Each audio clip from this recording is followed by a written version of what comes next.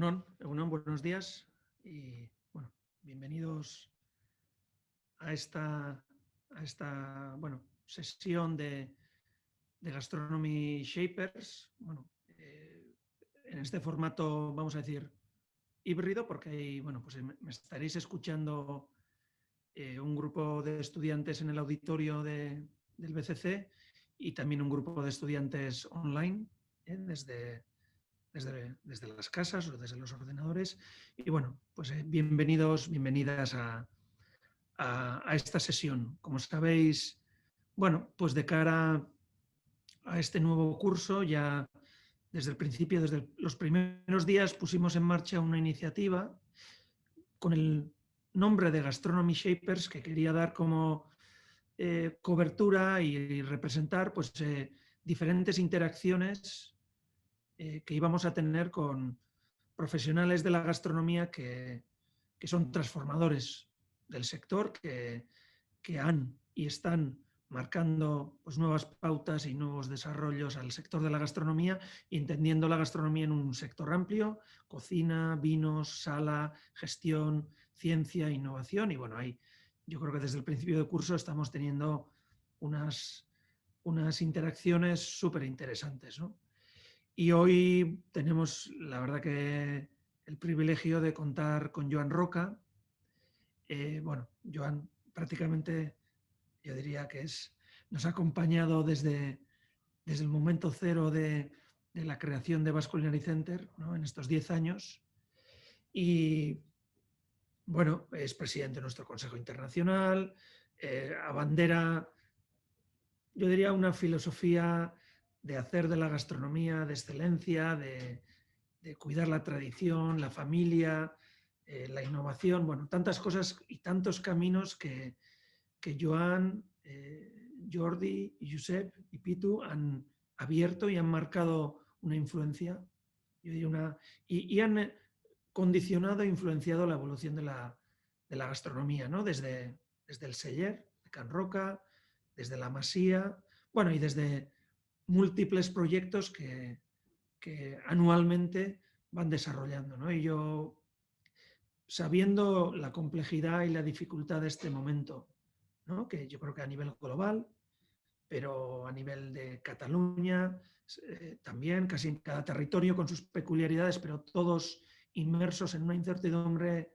tremenda para el sector, pues yo quiero agradecerle especialmente que nada, pues un miércoles 9 de la mañana esté conectado con nosotros y que comparta un rato con nosotros pues sus reflexiones, su visión, también cómo están viviendo este proyecto para seguir activos, porque al final todos somos conscientes que hay que seguir activos y superar esta circunstancia.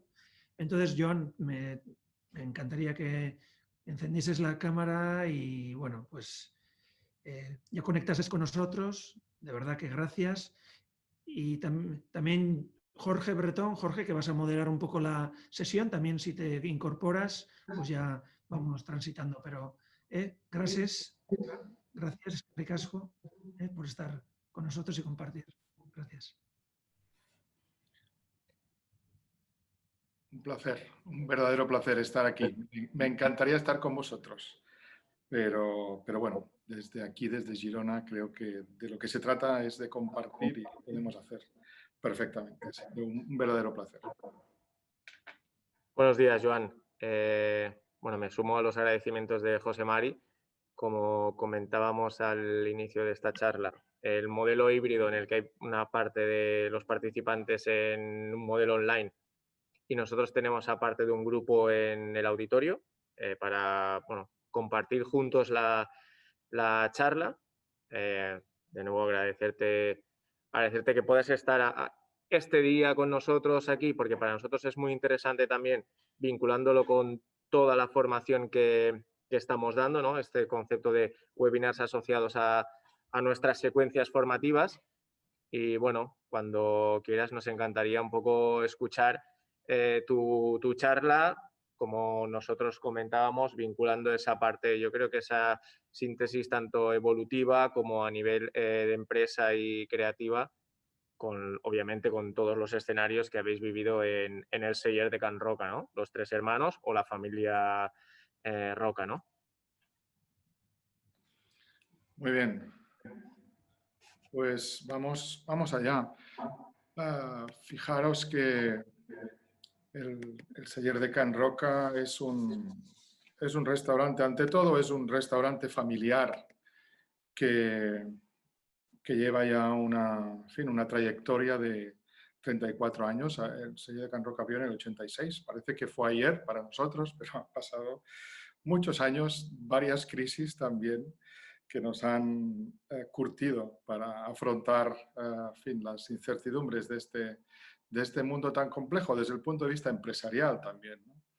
Y por lo tanto esta familia ha ido creciendo y se ha ido adaptando a esos momentos siempre difíciles, pero al mismo tiempo bonitos, porque si no lo pasáramos bien haciendo lo que hacemos, no hubiéramos llegado hasta aquí, hubiéramos, bueno, quizá optado por otras opciones o quizá, en fin, habríamos hecho otras cosas. Lo que a nosotros nos gusta, y eso lo tenemos muy claro, es cocinar, servir, vivir en este mundo de la restauración, de la gastronomía, y lo hacemos con mucha intensidad. Nosotros nos tomamos muy en serio lo que hacemos, nos gusta con pasión, pero además nos lo tomamos en serio. Hay un compromiso entre los 3 hermanos de dar al máximo cada uno desde su ámbito. Sabéis que nos hemos organizado, fue de una forma muy natural que decidimos cada uno de los 3 dedicarnos uno a los vinos, Josep a los vinos, Jordi a los postres y yo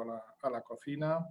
Es una historia que probablemente ya conocéis y que no voy a incidir más en cómo, por qué cada uno de nosotros hace lo que hace, pero lo que sí es cierto es que después de tantos años mantenemos la pasión y ese mismo compromiso, ¿no? Y eso creo que es importante, que lo pongamos en valor, ¿no? Porque al final el Celler de Can Roca es un poco o representa un poco un restaurante que no ha dejado de mantener ese tono familiar y ese vínculo familiar a pesar de su evolución y a pesar de vivir en un mundo competitivo como lo es y lo ha sido la alta cocina. Nosotros siempre hemos dicho que preferíamos ser más colaborativos que competitivos, ¿no? Pero al final es cierto y en cierta manera eso lo estamos consiguiendo, ¿eh? Estamos de alguna manera, yo creo que además esta crisis está haciendo pensar a todo el mundo y está haciendo reflexionar a todo el mundo,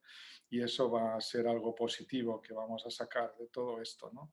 Esa idea de cooperación por encima de la competición creo que es bueno. Es algo que nosotros siempre hemos dicho y hemos defendido, ¿no? Y por lo tanto, no es tanto por competitividad, sino por las ganas de hacer las cosas siempre un poquito mejor. Es más inconformismo que competitividad lo que nos ha llevado hasta aquí.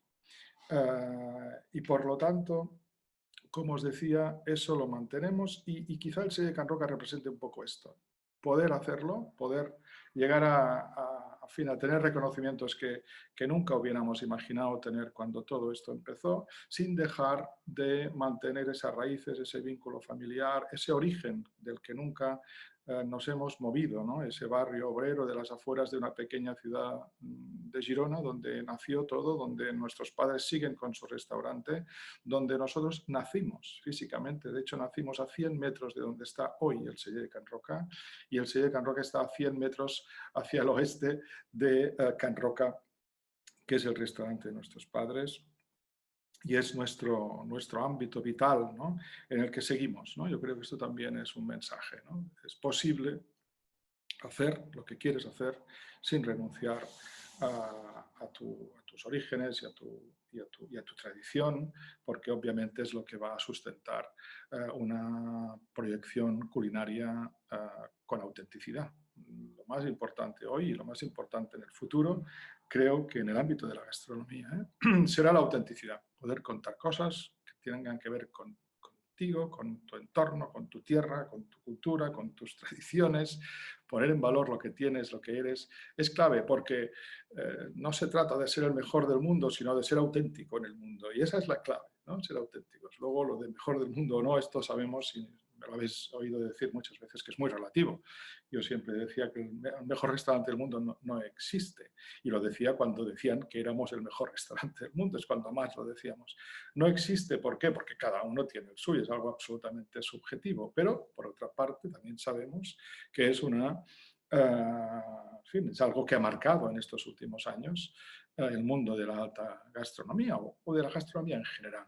Los rankings, que afortunadamente ahora han tomado, no sé si es porque nos han hecho caso, pero en cualquier caso han tomado otro rumbo y se han vuelto un poco más colaborativos y no tan competitivos. Sabéis que 50 Best ahora hace que cada año haya un nuevo número uno, que los números uno no sigan compitiendo entre nosotros, sino que estemos en un espacio aparte. Han creado Best of the Best, creo que es una buena noticia para la cocina y para dar esa idea, sobre todo a la gente joven, de que no se vuelva loca, porque esto no es cocinar y servir y vivir de esto, no se trata de competir y de estar todo el día, porque además genera en cierta manera, genera dificultades en las relaciones entre nosotros y es un sector absolutamente corporativo, el de la cocina y el de los cocineros. En general somos amigos y porque compartimos la dificultad de esta vida, que por una parte, como os decía inicialmente, es bonita.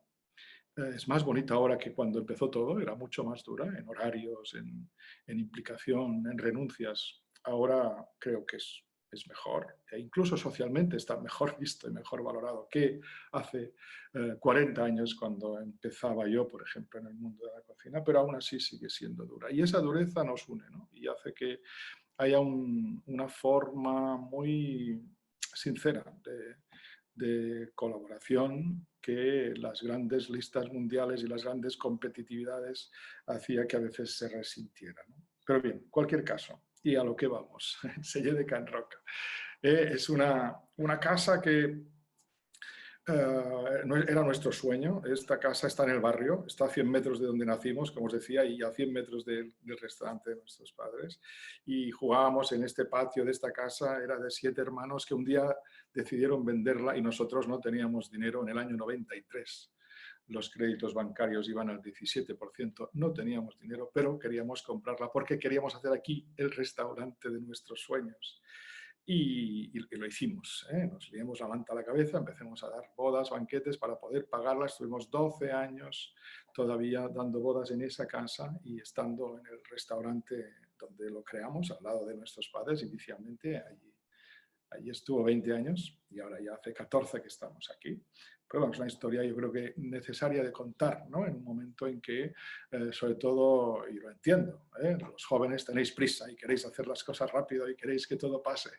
Tenéis tiempo y eso es maravilloso, tener tiempo. Nosotros nos hemos tomado tiempo para hacer lo que queríamos, queremos disfrutar del camino. Si disfrutas haciendo lo que te gusta, es lo mejor, disfrutar del camino, porque los éxitos o los galardones son muy efímeros, duran poco, es una celebración, luego tienes que seguir trabajando en lo mismo y más y mejor, porque tienes que hacerlo mejor cuando te dan reconocimientos, porque hay una presión añadida o una responsabilidad que asumes, ¿no? Y por lo tanto, nuestro gran objetivo, como os decía, nuestro sueño real era tener esta casa como restaurante. Y eso lo conseguimos después de unos años haciendo banquetes, hasta que en el 2007 pudimos convertir ese salón de banquetes inicialmente en el restaurante gastronómico que hoy es el Celler de Can Roca.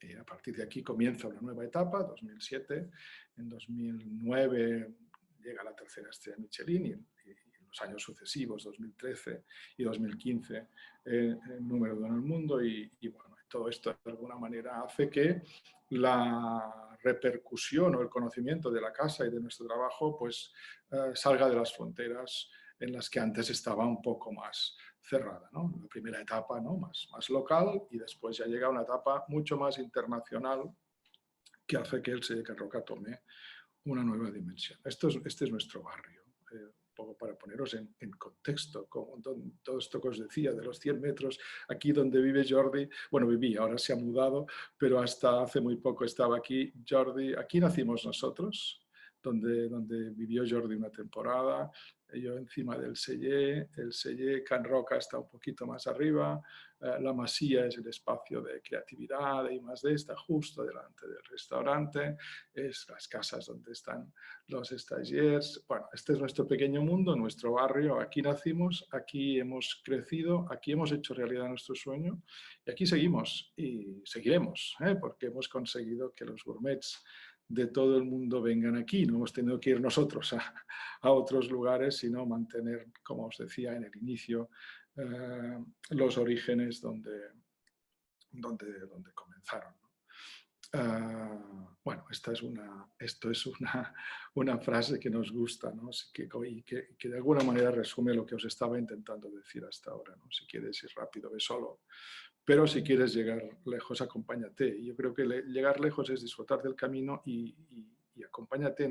Solo no vas a hacer las cosas. Es importante tejer complicidades, compromisos, tener buenos equipos, tener gente con la que puedas hacer camino, ¿no? Si es de tu familia, mejor. Nosotros quizá el Selle Can Roca es un ejemplo, quizá un extraño ejemplo, a pesar de que debería ser algo lógico y normal, pero a veces sobre todo en el mundo anglosajón, suena muy extraño, ¿no? Que 3 hermanos trabajen juntos después de tanto tiempo, porque en ese ámbito las familias se disgregan muy rápidamente y uno va para aquí, otro va para allá y es difícil a veces hacer cosas en común, pero nosotros hemos conseguido hacerlo, nos llevamos bien, afortunadamente hemos creado un pequeño mundo a nuestro alrededor, no solamente el Selle Can Roca, sino cada una de nuestras esposas está en un ámbito de negocio distinto. La esposa de Jordi es la que lidera Rocambolesque, la esposa de Josep lidera Mas Marroc, que es un espacio de eventos que hemos reconvertido en un restaurante que ha tenido mucho éxito entre paradas, ¿no? en esta pandemia tan dura que estamos viviendo, pero con mucho éxito. Y mi esposa es la encargada del proyecto de Casa Cacao y del hotel boutique que está encima de la fábrica de chocolate, que la fábrica de chocolate es un proyecto de Jordi. Bueno, en cualquier caso, los 3 hermanos llevamos tiempo trabajando juntos y hemos creado esa estructura a nuestro alrededor que nos permite tener negocios complementarios sin dejar de estar en Girona, ¿no? Nosotros siempre hemos dicho que no queríamos replicar el Selle Can Roca, propuestas nos han llegado muchísimas. No hemos replicado ni queremos replicar el Selle Can Roca como filosofía, queremos tener solamente un gran restaurante y por lo tanto hemos creado un entramado económico que también es importante para un restaurante gastronómico, tenerlo. Nosotros en el 93 ya entendimos que el restaurante gastronómico no era fácil su gestión. Ahora mismo el Selle Can Roca sería autosuficiente solo, porque trabaja muy bien, trabaja todo el año, trabaja al máximo nivel, pero nunca sabes hasta cuándo, ¿no? Y por lo tanto es importante tejer esa estructura, ¿no? Y nosotros lo hemos ido haciendo por 2 razones, por la cuestión económica, pero también por integrar de alguna manera a la familia en este tipo de proyectos, que todos tienen sentido y todos se pueden defender desde ámbitos muy diversos. Bueno, vamos al lío, ¿no? De lo que quería hablaros un poco. Nuestra cocina, cómo funciona. Yo intentaré explicaros hoy a partir de nuestro sistema creativo que probablemente ya conoceréis y no me voy a extender mucho en ello, pero sí os voy a contar los platos nuevos que teníamos ahora antes de parar y que probablemente en muchos casos van a ser los que tengamos en la reapertura, que esperamos que sea pues, a mediados de diciembre, si todo va bien, ¿no? Estos son Hernán, Choi, Nacho, piezas clave en la estructura de la casa, son los jefes de cocina, también está Eli, que no está en esta imagen, pero también es otra jefe de cocina, y entre ellos y nosotros vamos generando esas nuevas ideas, esas sinergias necesarias para que el restaurante siga siendo, desde el punto de vista creativo, competitivo, es decir, nos vamos imponiendo retos, nos vamos marcando nuevos objetivos para crear, ya no solamente nuevos platos, sino nuevas líneas de trabajo, ¿no? Y eso es clave para nosotros, potenciarlo, incentivarlo. Tenemos un pequeño lab en el restaurante, pero también tenemos la masía como un lugar, como os decía antes, justo delante del restaurante, un pequeño huerto experimental que ahora lo vamos a trasladar a una finca, la finca del Mas Marroc precisamente, donde hay 4 hectáreas que estamos ya ahora preparando el terreno para la permacultura. Va a ser un cultivo ecológico y sostenible 100%, que de alguna manera nos va a permitir producir buena parte de lo que consumimos en el restaurante. Evidentemente este huerto que tenemos ahora es pequeño y para nada lo pretendemos, pero sí poco a poco, y tampoco pretendemos romper la relación con los pequeños agricultores de la zona. Todo lo contrario, la mantenemos activa y abierta, y de hecho les pedimos, ¿no?, ciertas variedades, que algunas incluso se las pasamos nosotros, ¿no? Pero sí que nos gusta estar cada vez más en contacto con la tierra, con el ciclo vital de la tierra, para que marque de alguna manera nuestra propuesta gastronómica. Creo que esto es algo que, en fin, no es que sea una tendencia actual, es algo en lo que siempre hemos creído, siempre lo hemos hecho, pero ahora conviene decirlo más alto y más claro, porque creo que es una tendencia de futuro en el que todos tenemos de alguna manera que irnos fijando e ir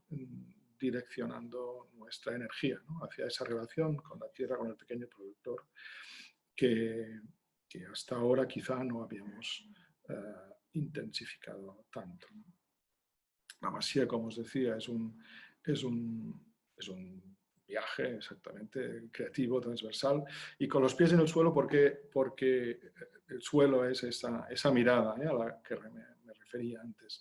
La masía es sobre todo un lugar de diálogo multidisciplinar, un espacio donde hay gente muy diversa que trabaja con nosotros, algunos fijos en estructura, como Eloís, que es científica, o como Bernat Guixé, que es doctor en química y que está trabajando en fermentaciones, en destilados, en bebidas, que es un proyecto nuevo que probablemente verá la luz esta próxima primavera, que vamos a poner en el mercado nuestros propios destilados y bebidas fermentadas, pero sobre todo generar una sinergia de diálogo muy interesante desde ventanas distintas, desde ventanas que aparentemente no tienen nada que ver con la cocina, pero que acaban aportando mucho a la cocina y a nuestra casa en particular. Bueno, la masía, como os mostraba antes, es un espacio vital, un espacio donde hay ese diálogo constante, y que nos permite a nosotros poder avanzar y poder seguir haciendo cosas nuevas, que aparte de servir y cocinar es lo que más nos gusta, hacer cosas nuevas. Yendo un poco a una cuestión más de filosofía, ¿no? Estas palabras son clave en nuestra manera de funcionar, de pensar, de relacionarnos entre nosotros y en nuestro entorno y con nuestros clientes, ¿no? Esa idea de ser honestos con lo que hacemos, ¿no? El respeto, la tolerancia, la sinceridad, ese compañerismo al que me refería antes en el ámbito general de los cocineros, pero también en los equipos, ¿no?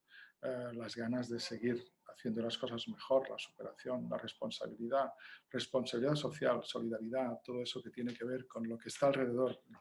La masía nos permite también mantener una actividad muy directa y muy estrecha con muchos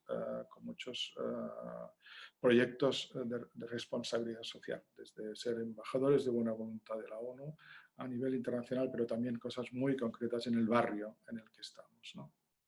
Y evidentemente aprender es clave para seguir haciendo, como os decía, lo que más nos gusta, ¿no? El aprendizaje continuo.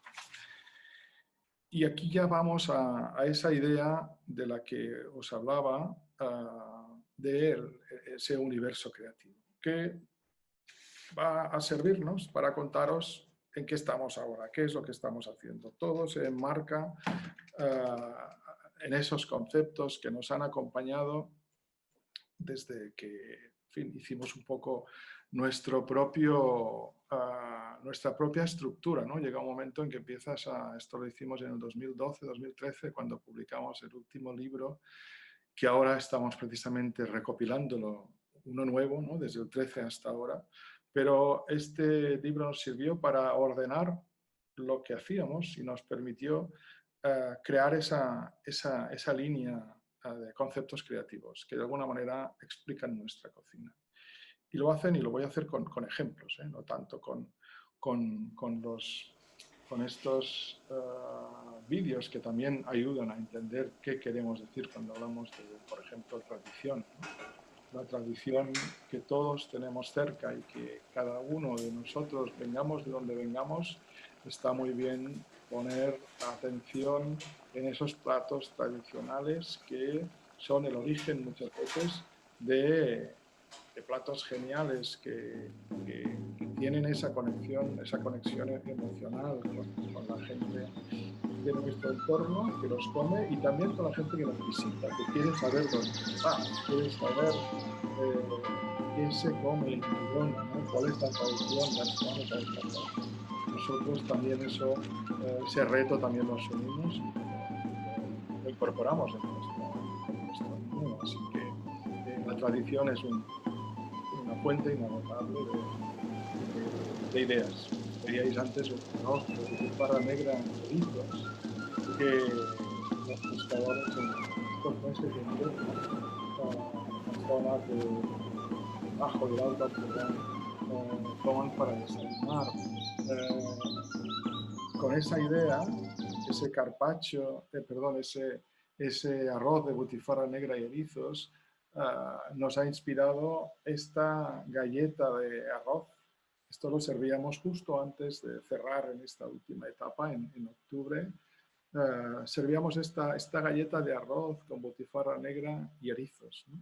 Eso precisamente está inspirado en ese desayuno. Son sabores que quizá desde otra cultura no los imaginas juntos, pero cuando en un plato tradicional conviven, la cocina moderna puede llegar a hacer cosas incluso más sublimes, ¿no? Porque aligeras mucho y consigues en un solo bocado, con las técnicas de las que disponemos nosotros, de tener mucha concentración de sabor y finalmente proponer algo que realmente tenga sentido, tenga fuerza, ¿no?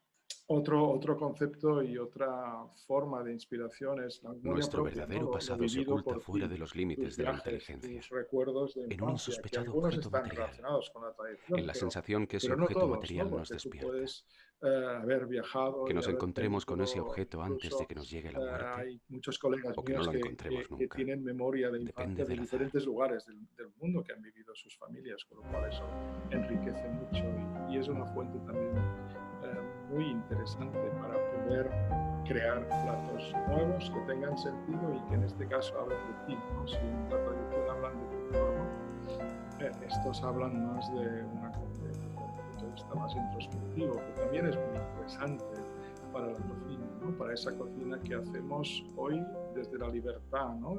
Desde la libertad interpretativa.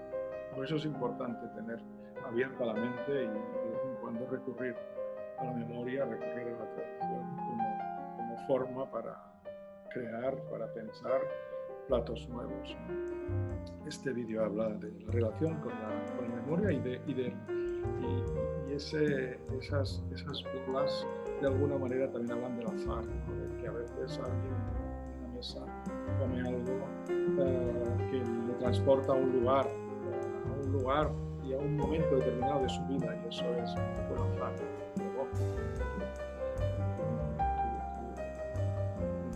Intentas mover, conectas con la memoria de ese cliente que esto pasa. Y eso a veces sucede, a veces no, a veces es parte. Por eso en los restaurantes gastronómicos tenemos tantos platos, porque queremos que en alguno de ellos sucedan este tipo de cosas. En general se hacen cosas nuevas, pero cuando hay algo que les lleva a participar, aquí hay 3 ejemplos. Un cordero con panzanote que preparaba nuestra abuela cuando éramos pequeños y le pagábamos, los cortaba con unas tijeras no sé cuánto me noto. Una bola de chocolate que recuerda los bombones que se quedaron en Jordi cuando era pequeño. Esa que trabajaba en una fábrica. Y una bola de campari también. Recuerda las mezclas que hacíamos en el barrio, en estos días que estaba cerrado y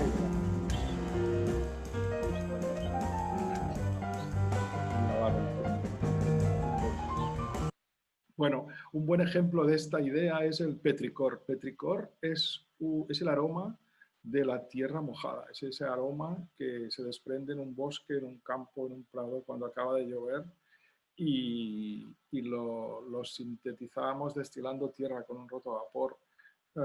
Destilar, captar el aroma volátil e incorporarlo en un postre con texturas areniscas a partir de chocolate con hojas crujientes.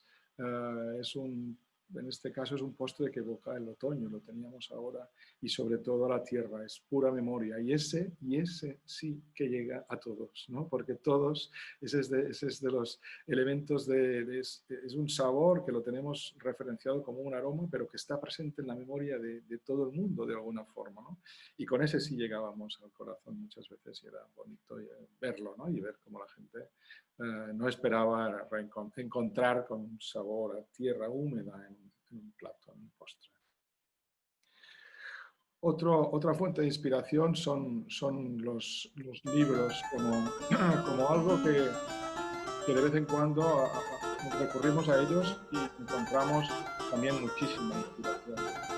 Nosotros hemos profundizado mucho para crear nuestra propuesta gastronómica en los libros antiguos de la cocina catalana, que afortunadamente es una cocina muy rica en bibliografía, y que nos ha dado ideas muy interesantes para recordar porque tanto la tradición, como decía, como sobre todo una fuente de inspiración que sigue siendo todavía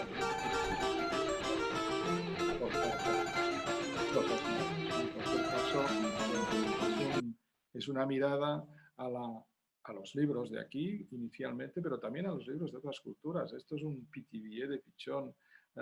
Hemos transformado la receta, no es exactamente igual, pero esto es de la cocina clásica francesa, de los grandes libros de la cocina francesa, muy interesantes también para encontrar inspiración, porque hay muchísima riqueza. Parece mentira lo que se ha llegado a cocinar en estos últimos siglos.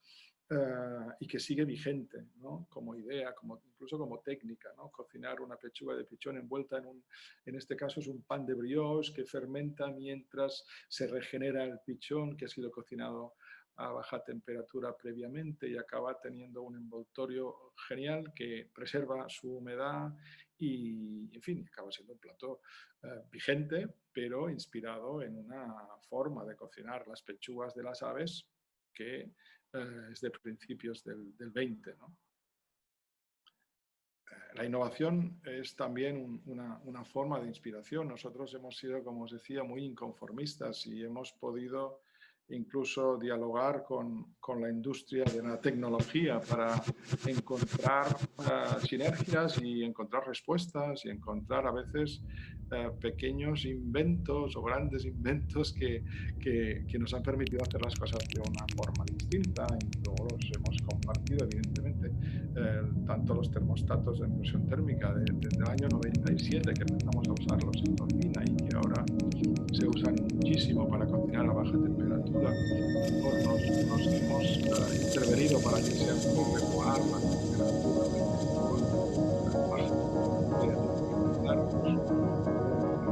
baja los secos, bolas de pomelo que se despliegan y de alguna forma nos permiten más certificadas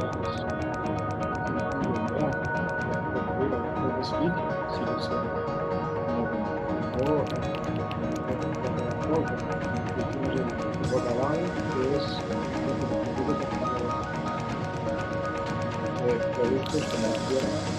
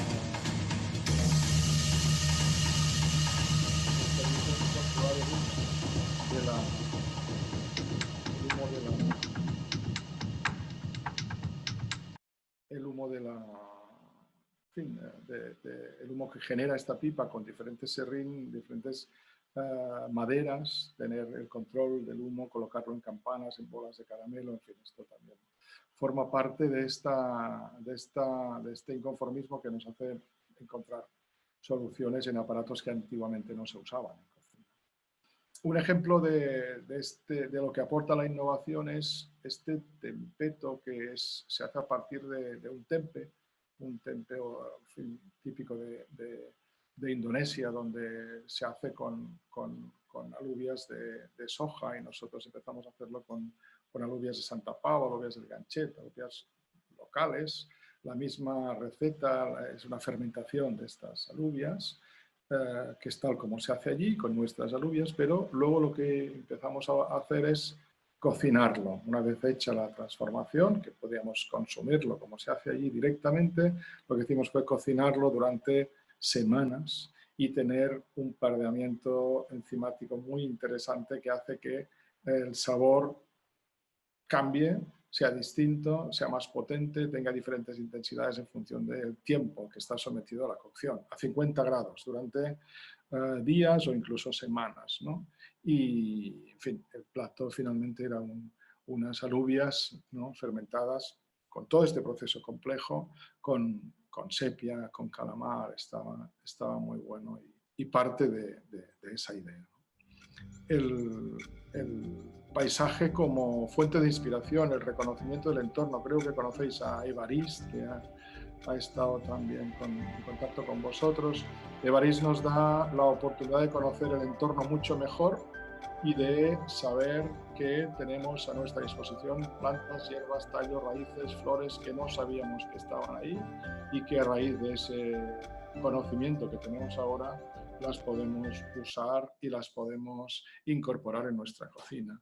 Este sería un ejemplo. Esto es un mar y montaña vegetal, productos del mar, productos de la tierra, combinados, que nos dan un juego muy interesante a partir del conocimiento botánico de nuestro entorno. O este otro, que es una base de nueces, es como una especie de romesco de nueces en la base, y en la parte superior hay un juego de nabos, de lechuga de tallo, de diferentes flores, brotes que han sido conservados.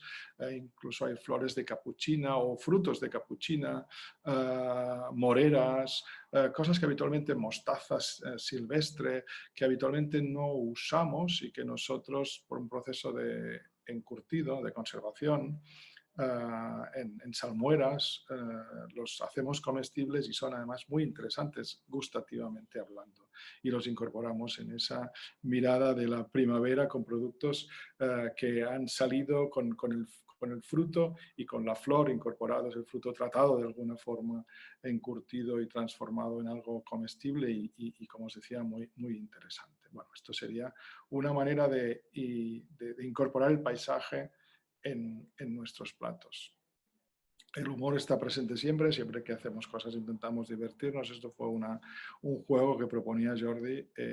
No decíamos el qué, lo servíamos, es un bol blanco. Esta foto ya te da pistas, evidentemente, pero era un helado un granizado de goma Milan con lápiz, goma y lápiz. Esto es también algo que todos tenemos en la memoria. La gente, cuando comía esto, evidentemente se acordaba de cuando estaba en la escuela, ¿no? Es un juego provocador, sentido del humor. Esto llega en los postres, al final del menú, como algo sugerente y algo chocante. Es un destilado de cedro con el rotovapor, precisamente. Destilamos cedro para tener el sabor de la madera del lápiz, y la goma Milan la asimilamos, no es exactamente goma, pero sí un sabor muy, muy, muy parecido que consigue Jordi al de la goma de borrar. El perfume es una fuente de inspiración. Empezamos a inspirarnos en perfumes conocidos de marcas importantes para hacer postres, y luego fuimos profundizando en este mundo y nos dimos cuenta que podíamos ser capaces de hacer nuestro propio perfume de productos como el libro viejo, ¿no? Impregnando de grasa sodorizada en un libro viejo, recuperando la grasa añadiendo alcohol, destilándolo, extrayendo el absoluto para que ese absoluto de libro viejo pueda ser incorporado en el postre, homenaje a Marcel Proust, en busca del tiempo perdido, ¿no? Hay fragmentos del libro en un papel comestible, unas láminas de filo crujientes impregnadas de mantequilla caramelizada, un helado de magdalena mojada en una tila. En fin, es un postre sugerente donde el perfume tiene mucha importancia. Evidentemente, cuando llevaba el plato a la mesa, el camarero dejaba caer esas gotas de libro que sugerían olfativamente que iba a pasar algo interesante, porque ese aroma también está muy presente en la memoria de todo el mundo, tanto como el lápiz de la goma, como de la tierra mojada, como de un libro viejo, ¿no? Recurrimos a cosas que sean universales para conseguir esos objetivos de emocionar, ¿no?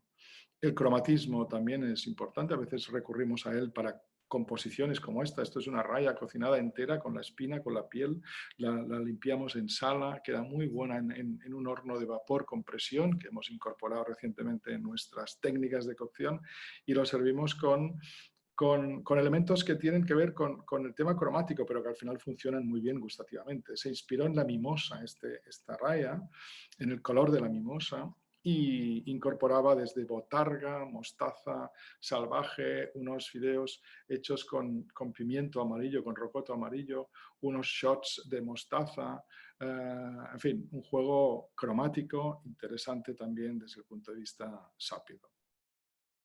Bueno, poesía es de alguna manera una licencia que nos otorgamos para generar cosas que nos parecen extraordinarias y poéticas. Una casa que cultiva rosas en Holanda ha creado una rosa nueva y le llaman a la rosa, le llaman Jordi Roca. El nombre de la rosa es Jordi Roca. Entonces Jordi, a partir de ese regalo, ¿no?, que llegó inesperadamente de una casa que piense en él para poner nombre a una rosa, y quiso hacer una rosa y al final, después de muchas pruebas, recurrió a la macadamia, laminada muy finamente, colocando las láminas como si fueran pétalos, convirtiendo esa composición con el aspecto de una rosa. Servíamos el postre con una rosa Jordi Roca real para que pudiéramos oler. También es comestible esa rosa, podían comer pétalos de la rosa, y después este postre donde todos los aromas, desde la compota de lichis, el pomelo en confitura, todo de alguna manera combinado recuerda el aroma de rosa. El producto, obviamente, tenemos la suerte de tener un producto extraordinario en esta zona y nos inspira, ¿eh? Esto es un cordero de raza ripollesa, del que usamos la leche para hacer un postre mítico, el láctico, que probablemente conoceréis. Hacíamos recientemente la espalda de cordero al barro, la paletilla, envuelta en hojas de higuera, cerrado en barro. El barro se cocinaba, quedaba duro, hacía en fin, lo cerraba como si fuera al vacío, totalmente cerrado con las hojas de higuera. Las hojas de higuera aportaban un sabor muy interesante a la carne del cordero, y luego servíamos el cordero en sala, además acompañado de este juego donde había desde los sesos, las mollejas, un lomo de cordero curado y una tarta hecha con queso de oveja, y la parte que sería como si fuera la galleta, pero del costillar crujiente.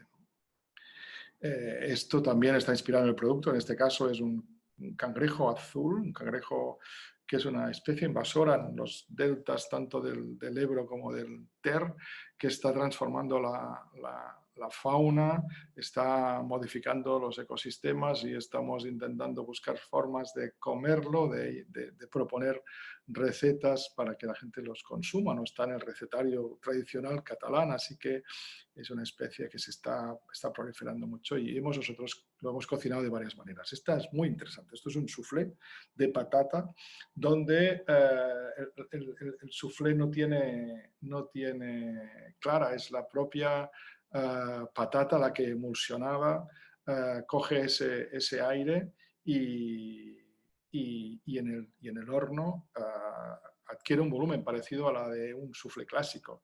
En el interior hay el souquet que por cierto tiene un sabor muy interesante, si no, quizá no prestaríamos tanto interés. Es un sabor a crustáceo muy rico, es como una especie de souquet de patatas y cangrejo azul montado en forma de un soufflé. La calabaza, en este caso, también en otoño nos sugería, son diferentes formas de calabaza, cada uno con un sabor distinto, en este caso con anguila, con la pipa de calabaza, con una leche de calabaza, jugando con la calabaza para dar texturas y sabores, y en este caso formas también. La magia o el trampantojo, de decir, es una vaina de vainilla comestible, con guisantes. Esto lo hacíamos en primavera. Bueno, la idea es que la vaina de vainilla en realidad es una judía que en la OCO se ha cocinado y se ha generado el parlamento enzimático que le da un color totalmente distinto, un sabor totalmente distinto y la apariencia es la de una vaina de vainilla, se impregna con una ropa de vainilla para que realmente sepa. Y lo importante es que los guisantes con el aceite de vainilla y el sabor de la vaina de vainilla funcionan súper bien.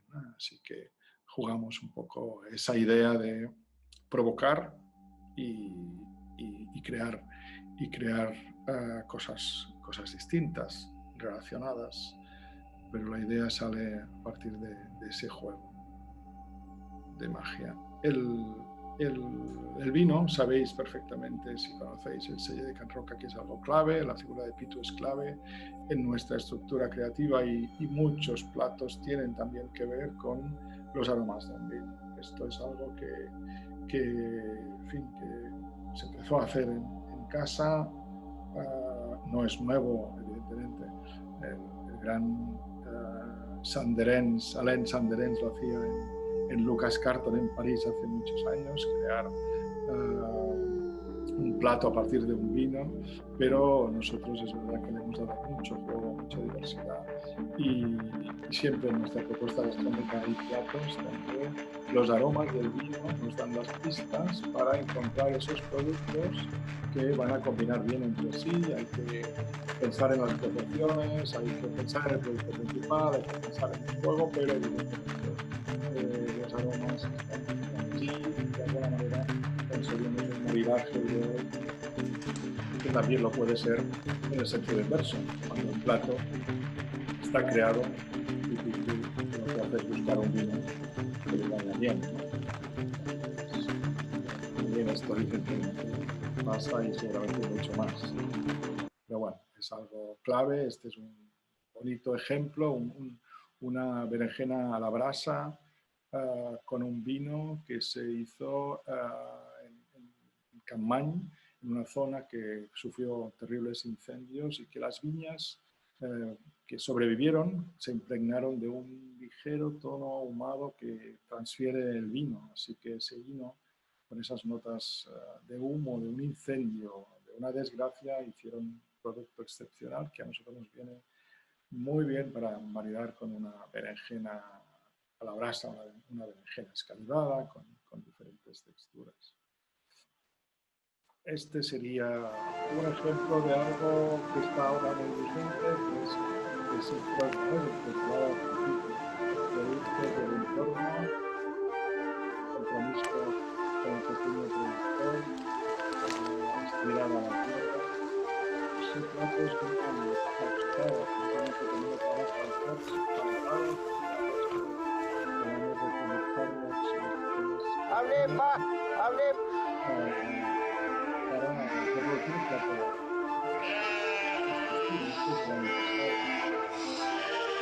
Son las orejas de abajo de cabeza, fría, que cría de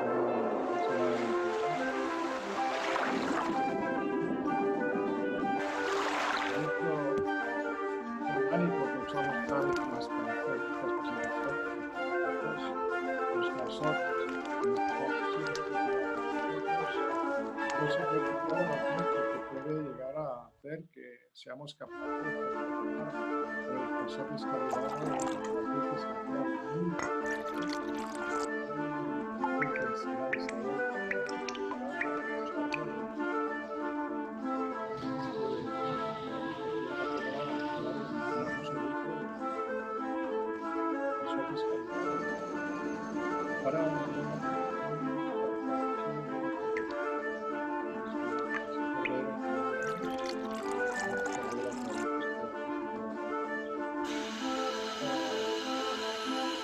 también estamos viene de la reutilización de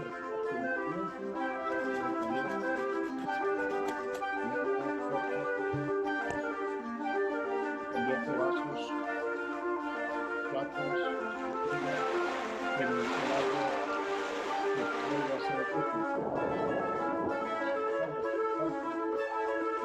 consideramos como de recuperar platos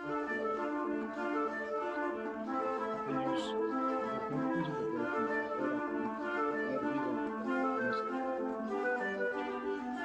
calzot reutilizado con el que hemos sembrado en este huerto y que nos da la posibilidad de utilizar productos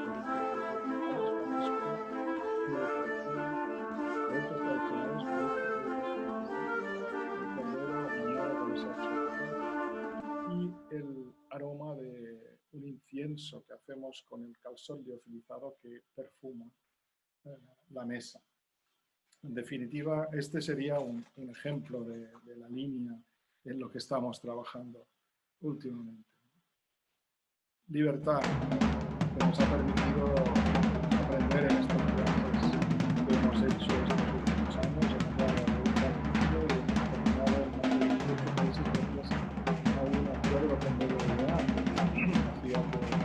continuáramos con todo lo que todo eso lo compartíamos. Por lo tanto, nos estamos proponiendo y al mismo tiempo estamos proponiendo al mundo gastronómico un nuevo modelo. Ha sido vigente y ha tenido sentido hasta que empezó la pandemia, desde que hemos recuperado la actividad ya en este verano. Hemos hecho otro aperitivo, esto ya ha quedado en la historia del Celler, pero ha estado vigente durante todo este tiempo de grandes viajes como una forma de compartir esa experiencia y de proponer a los clientes un juego, ¿no? El juego era que adivinaran de dónde era cada uno de los bocados. Si al probarlo colocaba correctamente esa pieza en el letrero adecuado, finalmente había un premio. Si no, obviamente el camarero ayudaba a que esto pasara. Pero era muy bonito ver la complicidad, la interacción y el conocimiento que tenían los clientes, ¿no? Que de alguna manera saber que algo está inspirado en Tailandia, en Turquía, en Corea o en Japón, era muy interesante, muy bonito y sobre todo muy interactivo, ¿no? Así que este también es una línea creativa, ¿no? Los viajes y sobre todo esa idea de libertad que siempre tiene que estar presente cuando hacemos creatividad. Los conceptos están bien, ordenarlos está bien, nos gusta ordenarlos, pero esa ventana abierta a la creatividad es importante. Y bueno, y el premio en este caso era un agua de mar con caviar, que este fue el inicio. En esta última etapa estábamos ya sirviendo un brioche con cangrejo azul, picante, muy picante, al estilo chili crab, un poco era el interior de la tierra, como de alguna manera también diciendo que la tierra estaba enfadada, ¿no? Y que teníamos que cuidarla, ¿no? Era también un mensaje subliminal que estaba ahí. Era muy bueno, era muy rico, pero era picante, intenso, era el interior de la tierra que estaba este último año, justo antes de que pasara lo que está pasando, pero de alguna manera ya cambiamos esa cosa amable del caviar por algo un poco más intenso y con un mensaje subliminal detrás. Bueno, podríamos seguir, pero yo creo que en realidad esa es un poco la idea de cómo nosotros podemos contar lo que hacemos, lo que estamos haciendo últimamente a través de estos ejemplos y también de cómo nos inspiramos a partir de esa idea, de ese ideario creativo que sigue vigente en nuestra casa. Muchas gracias por la charla y explicación. Yo creo que muchas de las cosas que nosotros con los alumnos cuando hablamos con ellos has resuelto en esta exposición. Sí que hay un par de cosas que nos gustaría un poco escuchar. Una, con esta línea o con estos posibles inputs sobre los que creáis, hay algo que me gustaría ver si tiene una explicación o si tiene un sentido a la hora de hacer, que son estos productos. Tú has hablado de autenticidad y de cocina tradicional y de memoria, eso. Y hay algunos ingredientes o productos que yo creo que formarían casi parte de la historia del Cellier como productos icónicos, ¿no? En los vídeos, por ejemplo, sale el cordero, sale el calamar, ¿no? ¿Esto lo hacéis con conciencia? Es decir, el hecho de utilizar ciertos productos icónicos que diríamos que en ciertas temporadas siempre están en el restaurante, ¿o surge simplemente por vuestro propio gusto? Es decir, ¿os lo ponéis como limitante creativo o simplemente sale espontáneamente? Bueno, yo creo que es una cuestión de conciencia con el entorno, ya que somos sabedores de que hay productos extraordinarios y esos los ponemos en valor siempre y además son identificativos de esa zona. No sé, la gamba, por ejemplo, la gamba roja de Rosas o de Palamós. Esa gamba que se pesca aquí es un producto excepcional y siempre está presente, porque es algo bueno que trae, como ese cordero, igual como la buena trufa negra que se recolecta en la zona en la que estamos, en la época, cuando es temporada. Y por lo tanto, eso bueno que tenemos siempre está presente. Y tenemos que hacer a veces ejercicios creativos para... Por eso el producto es como bien apuntabas, es un hilo creativo.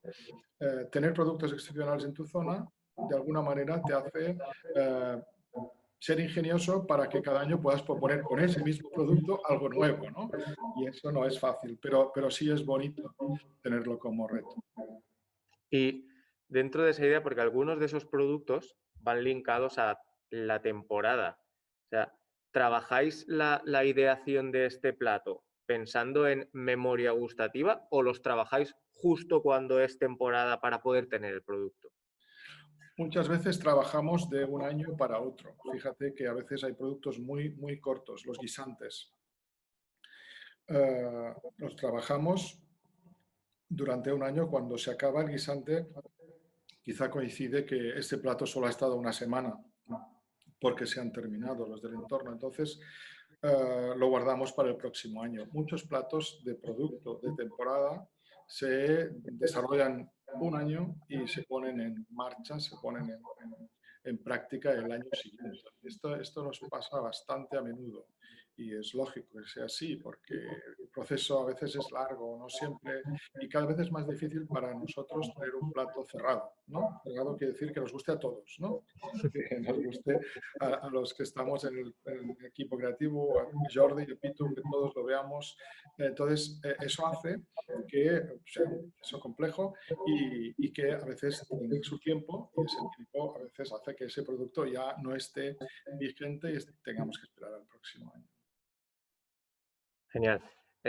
Otra de las cuestiones que también nosotros hablamos es, tú has hablado todo el rato de la parte del equipo y además en vuestro caso con el hecho de los 3 hermanos, ¿no? Que aún yo creo que tiene esa fortaleza, pero los 3 hermanos con 3 visiones gastronómicas, no voy a decir diferentes, pero sí sectorizadas, ¿no? ¿Cómo entráis cada uno de vosotros a la hora de, no sé si llamarlo opinar o trabajar en el proceso creativo de uno de los platos o de una combinatoria? ¿Cómo entráis para una, para fortalecer o completar ese plato, y dos, y con cariño, para no terminar matándose el uno al otro, ¿no? También. No, esto no ha pasado todavía. Todavía no ha pasado. No, es divertido, la verdad es que es divertido. Yo creo que es donde más bien nos lo pasamos. Mira que hacemos cosas juntos, pero cerrar un plato o iniciarlo. A veces la idea viene de Jordi, a veces la idea viene de Pitu, a veces la aporto yo, pero a veces la aporta Choi o Nacho o Hernán o alguien del equipo que aporta una idea y a partir de esa idea se va construyendo. Y como el lab de la cocina del Sellé está en una entrada de la cocina, en la entrada de atrás, digamos, es muy fácil pasar por allí, ¿no? Estamos todos pasando continuamente por ahí o estamos ahí. Entonces todos aportamos cosas. Hay una gran pizarra, vamos apuntando cosas cuando un plato está latente, está vivo, se está generando. Aportamos y luego al final viene la degustación, que la solemos hacer en la barra que está en el otro extremo de la cocina, que es donde está mi despacho y el de Jordi, que es la entrada, digamos, el tránsito desde la cocina a la sala, y allí es donde probamos, allí es donde acabamos, digamos, probando, catando y de alguna manera aportando los matices que nosotros creemos. Los consensuamos bastante bien y curiosamente nos ponemos de acuerdo porque sí estamos todos de acuerdo en una idea, en una línea, en una armonía determinada, ¿no? Yo creo que eso nos une y eso yo creo que es, y por eso lo hace fácil y divertido. Nunca hay conflicto, ¿no? A veces si esto llevara un poquito de pimienta rosa, me iría muy bien porque tengo un vino tal que sería genial si este matiz lo podemos acentuar o incorporar. Eso pasa. Y entonces lo probamos a ver si con la pimienta rosa funciona. Y funciona incluso mejor, ¿no? Entonces dices, vale, guay. Y además el vino le va muy bien. Entonces, en fin, hay diálogos en este sentido. O Jordi que dice, esto técnicamente es un churro, porque esto podríamos conseguir que esa textura fuera distinta si usamos esa técnica que a veces es una técnica de pastelería que interviene en la cocina salada y que es una idea o un avance técnico, ¿no? o conceptual que aporta. En fin, hay un diálogo muy fluido, muy amable, pero sobre todo divertido, porque es cuando más, de verdad, cuando más nos reímos. Yo creo que también es muy importante en este punto. Es la parte de cocinar está muy bien, la parte de reproducir está muy bien, la parte de hacer lo mismo, ¿no? La repetición, que marca un poco la artesanía, está muy bien. Pero la parte creativa es la más divertida. Estaréis de acuerdo conmigo en que hacer un plato nuevo es fascinante. A veces duro porque no sale, no nos gusta. Esto está bien, pero muchas veces algo que decimos muy a menudo, suelo decirlo yo, eso está bueno y ya está, ¿no? Solo está bueno, ¿no? Es como decir, bueno, está bien, pero ¿qué quieres que te diga? Entonces, ahí está, no sirve. O sea, está bueno, pero solo está bueno. Queremos contar algo, ¿no? Que el plato cuente alguna cosa, cuente algo del territorio, del producto, que cuente algo distinto, que cuente algo nuevo y que cuente algo sobre nosotros, sobre la tierra y que además en esa armonía buscada de sabores haya matices, ¿no? Haya dientes de sierra, ¿no? Que decimos nosotros, ¿no? Cuando un plato está plano es que está, bueno, está bien, ¿no? Es el guiso, ¿no? Donde todo está, ¿no? Un fricandó, donde las setas saben a carne, la carne sabe a setas y todo está plano y el color es plano. Está bueno, pero ¿y si pasa algo más? Entonces buscamos un poco esto, que pase algo más y estos dientes de sierra son nuestra preocupación muchas veces y donde tenemos que agudizar el ingenio para buscar matices, sabores, productos y juegos que hagan que el plato al final nos guste a todos. Justo esto que acabas de decir era también otra de las reflexiones, ¿no? Podríamos saber que en algunos platos, sobre todo cuando hablabas de esta idea de tradición, aquí nos surgen dos cosas. Una, trabajar con esos platos de tradición a veces puede, como tú has dicho con el caso del fricando perfectamente, ¿no? Puede dar ese punto plano. Entonces, a partir de ahí, esta idea de dientes de sierra, ¿no? Esta idea de encontrar, pues no sé si a nivel técnico, a nivel aromático, a nivel gustativo, puntos que salgan del plato, planteáis de alguna forma, es decir, lanzando un producto que de repente se salga de esa tradición, lanzando simplemente el aroma que sale de la tradición? ¿Cómo es ese planteamiento para de repente conseguir, obviamente, de esa forma tan integrada y que funcionen tan bien, ¿no? No sé, como en el caso, a veces ponemos la idea de el caso del Lacti con de repente ese granizado tan fresco y ácido, ¿no? ¿Cómo trabajáis esto, no? Claro, no, está bien. Fíjate que la idea parte de la tradición, la idea parte... Siempre hay que partir de una idea, es donde está la clave, ¿no? Las ideas son la clave en este caso. La idea puede partir de la tradición, pero al final acabas haciendo una cosa totalmente distinta, ¿no? Donde la tradición ha sido tu punto de partida, el input que ha generado todo el proceso, y al final acabas añadiendo a ese plato que viene de la tradición ajo negro fermentado, que no está en la tradición, pero que es un sabor que te interesa, es balsámico, que es picante. Entonces acabas haciendo un plato que es distinto, no tiene nada que ver con el origen o la idea original, pero que acaba teniendo una armonía maravillosa en que todo funciona y que los sabores se integran o tienen esos dientes de sierra que buscas, ¿no? Porque de repente está escondido debajo de una lámina de coliflor que no sabes que está y ¡pam! Y aparece el sabor de un puré de ajo negro, por ejemplo, ¿no? En fin, otras cosas. Y ahí es donde está la magia, ¿no? Evidentemente, cada vez el plato se parece menos a la idea original, porque le vamos dando complejidad, pero esa es la parte bonita y divertida, ¿no? Dentro de, por seguir con el hilo de la tradición, explicabas con la idea de la memoria, sí, indagar en conceptos que sean a nivel de memoria muy icónicos, ¿no? Para que todo el mundo los pueda reconocer. Pero a nosotros nos surge a veces la idea de cuando trabajas con la tradición como identidad, en un restaurante como el Seller de Can Roca, con una clientela tan diversa, ¿no?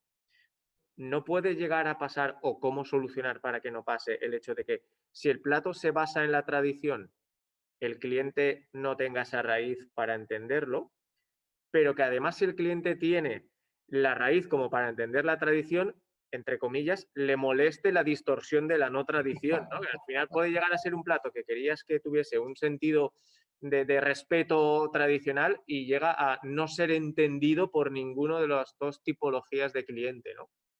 Eso puede pasar, eso puede pasar, es verdad. Pero ahí está la habilidad del cocinero, ¿no? Justamente ahí está la habilidad, en que esté bueno, ¿no? Al final lo resumimos todo en que esté bueno. Y sobre todo, yo soy muy respetuoso con esos platos que vienen precisamente de la tradición, precisamente para evitar esto, ¿no? Y en eso a veces ahí sí que a veces discutimos o podemos no estar de acuerdo, ¿no? En el resultado final, que la armonía para mí es clave y por lo tanto que esté bueno, que tenga buen sabor, no va a tener la misma textura, ni la misma apariencia, ni la misma estética final, va a ser algo totalmente distinto, pero en sabor tiene que recordar. Nosotros cuando hacíamos platos inspirados en esa idea, anteriormente, ahora ya no, pero durante mucho tiempo se los dábamos a probar a nuestra madre, que era una juez muy implacable, ¿no? Porque en sabor, que cuando te preguntan ¿esto qué es? Dices, mierda, no vamos bien, porque ya no lo ha reconocido. Entonces, era una forma de evaluar esa transgresión muy eficaces de una memoria, ¿no? muy cultivada en este sentido. Nosotros ahora buscamos más una armonía que haga que eso esté bueno, que haya equilibrio, que haya un juego amable. También es verdad, piensa que sería muy distinto si propusiéramos un plato de ración, ¿no? Un plato donde el cliente iba a comer un primero, un segundo y un postre. Entonces te la juegas muchísimo más y ahí sí que no hay transgresiones posibles porque el riesgo es muy alto, ¿eh? Que un 50% de lo que ha comido el cliente no le guste. En cambio, en un menú largo, en pequeños bocados, en platos pequeños, te atreves más a transmitir. Con una transmisión amable, ¿eh? Yo creo que lo que estamos haciendo inspirado en esto está bueno, juega bien.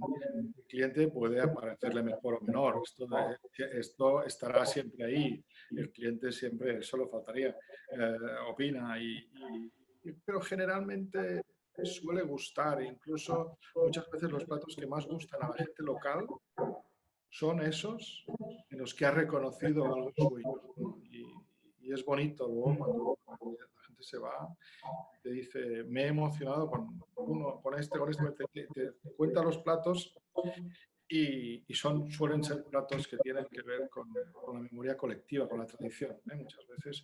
Y evidentemente el cliente extranjero puede entenderlos, les puede gustar y se puede emocionar más con otras cosas porque hay un vínculo, como decíamos antes, ¿no? Cuando tú tienes la oportunidad y la suerte de tener un restaurante como el Sella Can Roca y que el cliente venga con el corazón abierto, con la mente abierta, y tú puedes dedicarte a cocinar 30 pequeñas propuestas, desde los snacks hasta los postres, 30 bocados, tienes muchas posibilidades de en algún momento llegar al corazón, ¿no? Que es lo que buscamos y que por lo menos la sensación global sea placentera y de juego y de entender, ¿no? El cliente viene con ganas de que le cuentes cosas, quiere entender lo que le estás proponiendo, yo creo que hay una gran atención, somos muy afortunados de cómo viene la gente a nuestras casas, abierta de mente, con ganas de disfrutar y con ganas de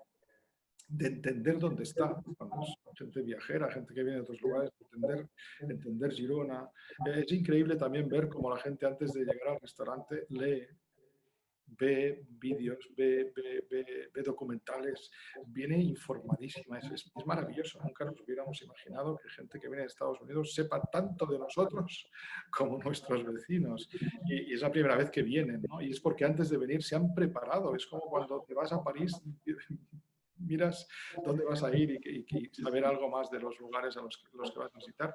La gente ahora, eso es maravilloso y nos emociona ver que se lo saben todo cuando llegan a nuestra casa y saben lo que hacemos, cómo lo hacemos, por qué lo hacemos. Y eso ayuda mucho a esa conexión de la que hablas y a ese riesgo que asumimos cuando hacemos cosas nuevas y distintas, ¿no?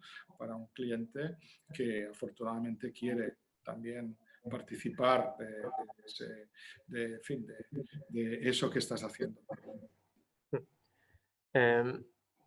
Una reflexión, esta es mía directamente, no es de... y sobre todo por vivencia, yo creo que con los platos que habéis jugado y has hablado, por ejemplo, de perfumes, y habéis hablado de cromatismos, ¿no? Hay un momento en el Celler, que es cuando yo lo vivo, en el que hay unos perfumes que van muy ligados a esta parte cromática, en verdes, en naranjas, en dorados, y al mismo tiempo hay otro tipo de platos, como el viaje a La Habana, o como el jardín zen o mediterráneo, ¿no? Y algo que para mí y a la gente le chocaba bastante es, por un lado hay estos platos como el viaje a La Habana o el jardín zen, donde era una estética impecable a nivel de volúmenes, de representación, ¿no? Y después aparecían estos perfumes cromatismos donde a lo mejor no digo que fuesen feos, ¿no? Pero donde la estética no era a lo mejor tan importante frente a esas combinaciones aromáticas y cromáticas. ¿Eso lo hacíais para que no hubiese sobreinformación? ¿Lo hacíais para separarlos entre ellos? ¿O puede ser una consecuencia que yo me he vuelto loco? No, está muy bien. Está muy bien la reflexión. Fíjate que nosotros siempre hemos dicho y lo mantenemos que es más importante el sabor que la estética, ¿no? Y por lo tanto, muchas veces marca primero que esté bueno, como decía, que nos guste, que gustativamente funcione.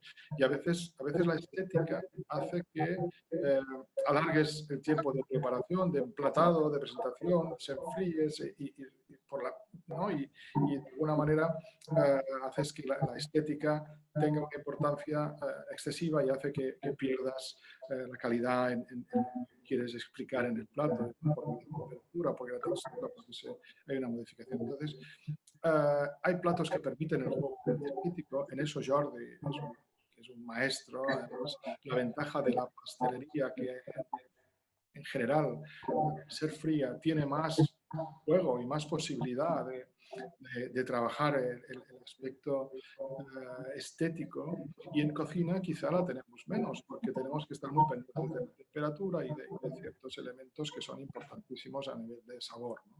Y por eso siempre habrá una diferencia, y siempre los postres tendrán una estética mucho más trabajada y más pensada, y la cocina menos en este sentido. Pero fíjate también que la reflexión es interesante, porque yo no la había hecho, así como la planteas tú, y ahora te puedo decir también que es importante, el Celler de Can Roca tiene 34 años de historia.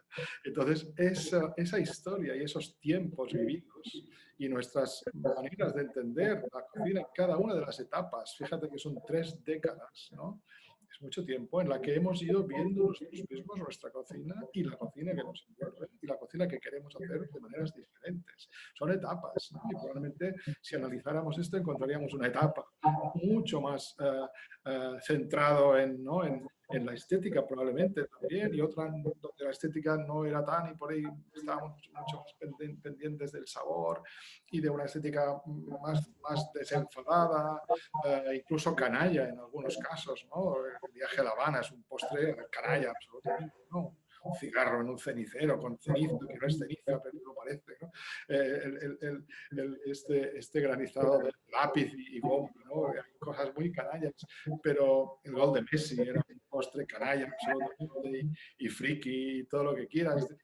Responde a etapas de nuestra vida, de nuestra creatividad y de la evolución propia de una casa que tiene, un recorrido histórico importante, y como todas las casas en esos periodos tienen sus etapas, ¿no? Y el Celler de Can Roca también. Yo creo que tampoco nos gustaría robarte mucho tiempo, pero sí me gustaría hacer una última pregunta, que es, ahora que has hablado de esas 3 décadas de historia, y si nos plantamos en hoy, ahora, y además, claro, con este 2020 que hemos sufrido o padecido todos, ¿dirías que esto va a ser un cambio también en el Celler de Can Roca? ¿Crees que esto va a tener una influencia, o podrías avanzar si esto va a tener un cambio en el Celler de Can Roca por por el cliente, por la forma que vamos a tener ahora de, a lo mejor, de entender la cocina, por el miedo, por el riesgo? Es probable que en la industria del turismo haya cambios importantes, en general, seguro, ¿no? Que tienen que ver con, creo que la gente viajará menos y mejor, o sea, viajará de otra forma, viajará a lugares, ¿no? Donde realmente tenga un interés, donde pueda vivir mucho, con mucha más intensidad ese viaje, y incorporarse, mimetizarse en el lugar al que vaya, intentar entender la cultura a la que se dirija. Yo creo que vamos a viajar de una manera no tan frívola como hasta ahora, sino mucho más intencionada. Ese va a ser, creo, un cambio en el futuro. Menos y mejor, porque hay una responsabilidad distinta y una mirada distinta hacia el mundo, hacia los recursos, hacia el entorno. Y desde el punto de vista de la cocina, también de alguna forma vamos a evitar las presentaciones pomposas, vamos a ser más austeros también en la forma de hacer cocina, y de hacer alta cocina, incluso. Esa mirada mucho más intencionada hacia la tierra, hacia el entorno, hacia el pequeño agricultor, hacia esa gente que nos da la vida y que cuida el planeta, y que en la medida en que seamos o estemos seguros de que están haciendo bien las cosas, ¿no? Vamos a escoger mucho mejor a nuestros colaboradores en función de la sostenibilidad y el compromiso que mantengan con la sostenibilidad. Yo creo que eso va a ser clave, ¿no? en el futuro. Y evidentemente la alta cocina, pues también va a haber grandes restaurantes, pero va a haber menos. Es lo que decíamos también respecto a esos hábitos, ¿no? El gran restaurante va a ser complejo cada vez más de gestionar, de hacer funcionar, de mantenerlo activo y sobre todo vigente y atractivo, pero es posible. Yo creo que es posible. El Can Roca va a seguir con esas líneas muy claras, con mucho compromiso. No es nuevo, esto ya veníamos haciéndolo hace tiempo, pero ahora va a ser mucho más mucho más, vamos a ser mucho más incisivos en esto, y luego lo que también he ido diciendo, mantener esa autenticidad que hace que te haga único, ¿eh? y que la gente quiera conocer lo que estás haciendo.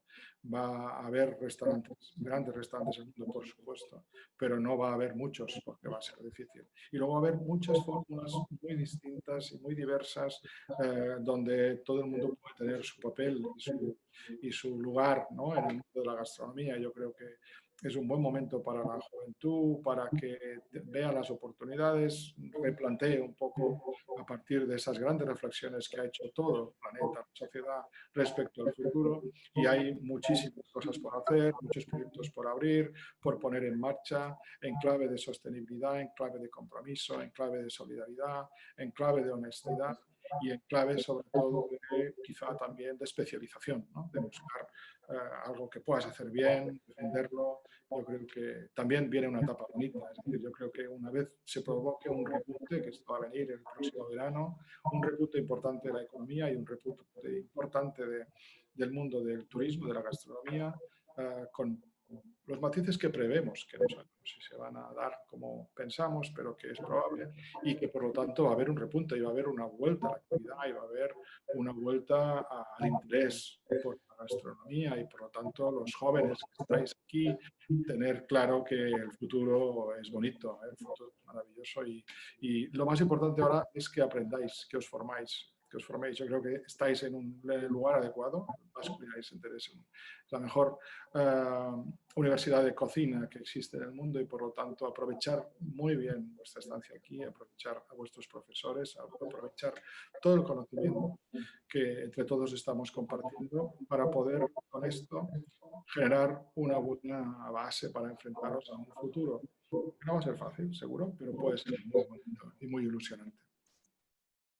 Muchas gracias, Joan. La verdad es que no te queremos quitar más tiempo. De verdad, en nombre obviamente de todo el Basque Culinary y pues de todos los chicos que están aquí conectados, darte las gracias, sobre todo porque ha habido un momento que tú has dicho, ¿no? Hay que partir siempre de algo, ¿no? Hay que partir de una idea para crear. Entonces yo creo que en la exposición de hoy nos has dado un montón de ideas sobre las que poder partir, y me voy a quedar con dos palabras, ¿no?, que has dicho: autenticidad e inconformismo, ¿no? Porque creo que son dos pilares súper fundamentales para a partir de ahí seguir creciendo.